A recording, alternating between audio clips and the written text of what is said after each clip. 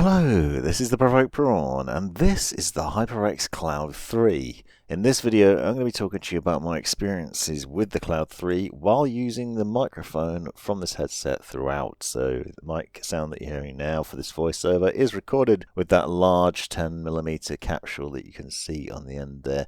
So it's actually fairly decent sounding. Now this is an update to HyperX's Cloud lineup of headsets, and one that's pretty interesting for a number of different reasons. It's actually reasonably priced, and I'll leave links in the description so you can find out how much in your region, but delivers a good sound and also, more importantly, a really nice comfort and also a good compatible range of options. So it will work with a variety of things, as you can see here from the box: console, PC, everything in between. It comes with a 3.5mm connector, so a single 3.5mm cable in the box, but then an extra extension which you can plug that 3.5mm into, that then gives you a USB connection for compatibility with other devices. More on that in a little while. I've mostly been using this on PC, but also on my phone, and I want to talk about that. But obviously you can see it's got that classic HyperX styling to it. Large, deep ear cushions, comfortable plush memory foam cushioning, faux leather finish to them, nice padded headband design, also nice and lightweight as well, so it's a light headset, flexible and comfortable. You'll see it's nicely extendable, also designed to be durable because those red bits are metal. So you've got a nice sort of solid headband there. You will note that it doesn't tilt in very easily, so you can't really adjust the ear cushions left or right, but they do sort of move up and down, back and forth quite easily. Basic setup's fairly straightforward. You've got volume control in the right ear cup, and they do go pretty loud. So these pack 53mm drivers, and they are surprisingly loud. Then there's a small mic mute button on the side there, and there's a tiny little mic mute indicator on the mic as well, but more on that later. Then you've got this adapter, which allows you to use it on PC. Then when you do that, it will work with Ingenuity, so HyperX's software, and gives you access to DTS Headphone X spatial audio as well, so you have that compatibility. But what's interesting is it has a USB-C cable on it, as you can see, but then you also got the adapter to turn it into USB-A. So there's some flexibility there. So the basic setup looks like this. You've got a reasonably short, it's not very long, that 3.5mm connection, just keep that in mind. Connector that then plugs into that dongle that then connects up to the USB-C cable, so you can use it on USB-C or with a dongle to plug into PC. Or you can use it obviously on something that will work with a USB-C connection, and I can confirm that it does work on an Android phone, for example, but there will be other logical options like a laptop or maybe a Nintendo Switch, for example. But you obviously also have that 3.5mm connection. Now I used it in both because I actually used the 3.5mm with my Rodecaster microphone setup, and so I ran that into there. I can confirm it works there, but you can also play music through your phone quite happily, so it's pretty cool that you can do this, because obviously you could just take the mic off and then use these as headphones if you want to, out and about.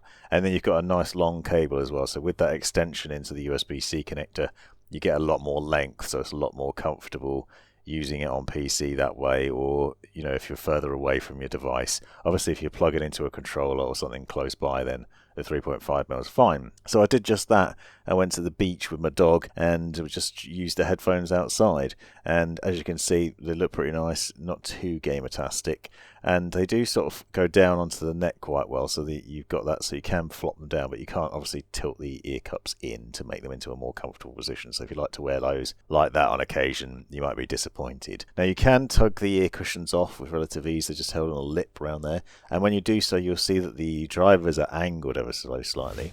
So these drivers have been tuned differently now on the Cloud 3 versus the Cloud 2, and they're 53mm drivers, which is unusual. Usually you get about 50mm, so slightly larger than your average drivers, and they are surprisingly loud. Now I will say that I did find that these lack bass, so they don't have as much bass as other headsets I've tried lately. However, when you take into account the cost of the headset, there's actually a reasonable pricing on it. It's not a shocking lack of bass, it's just not quite bassy enough for me. However, it has got a good audio sound to it, and the comfort is definitely there. You do have a good comfort to it. You can see that it's nicely durable and does stand up to some abuse as well, and it's easy to get into a good position. It's light enough that it doesn't nag at the head as well while you're using it. Now the microphone's obviously also a highlight.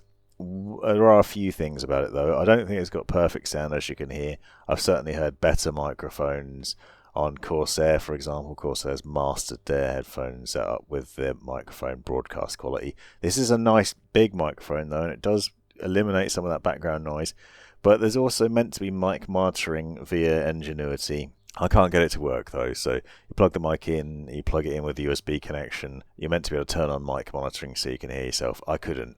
So I just can't hear myself with it. And because you've got faux leather, it blocks out some of the surrounding noise. So you've got passive noise cancellation, which then means you end up shouting when you're trying to talk the microphone. Also found that you have to boost it quite a bit to get it to sound perfect. This is obviously going to vary depending on the platform you're using. You might not have this problem. Maybe with 3.5mm connection it wouldn't be the same, but USB, it's not great for me. However, the fact that you can detach it means that you don't have to use it. You could use a dedicated microphone, and that's usually the better option anyway. Now, I played a number of different games with this, including Chivalry 2 and BattleBit. I'll show you some clips of that, Red Dead Redemption and other things that I've been playing lately. And I found that, as I said, it hasn't got great bass to it, but it does have a good audio range. You obviously have the option of DTS-X spatial sound on PC, where you can turn it on in Ingenuity software. I'll show you a clip of that later on, but you can also obviously use other sound effects in Windows as well, so you've got the other options for Windows Sonic sound for headphones and DTS-X Ultra and maybe Dolby Atmos if you buy a license for that as well, so there are other options in there. But it's not bad. It's got a good positional audio to it. It's got a nice range for music. It's nice encompassing sound. Whatever I did, I found it was lacking the bass that I'd had with other headsets. But in terms of the value of it for money and what you get, you do get a nice package, pretty decent all-round package here. If you're a fan of HyperX's products, you'll probably continue to enjoy this. If you like the previous cloud headsets, then you might find this a good improvement to those. I just think it's a shame about that bass.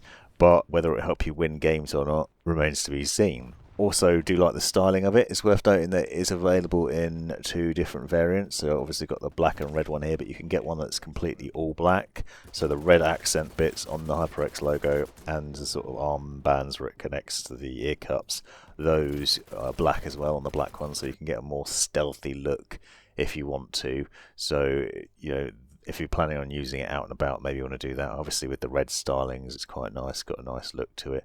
And then large microphone and overall decent. Would I recommend it? I think I probably would actually, for the amount of money it costs. It is a comfortable headset to wear, easy to wear for a long time. Just keep in mind that the 3.5mm cable as standard is pretty short, so if you're planning on using that for the most part, you might find that's a little bit too short, but with the extension PC it's pretty decent. And also you can see that it's nice and large, so if you've got a bigger head you're not going to have a problem with this headset, I don't think, and even bigger ears as well. This has been the Provoked Prawn. Thanks very much for watching. You've made it right to the end of the video, you brilliant legend you.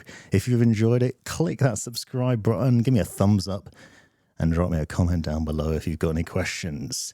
If you really enjoyed it, consider joining the channel and see the benefits of doing so. Check out these other videos. You might well find them interesting or useful. And most importantly, have a great life.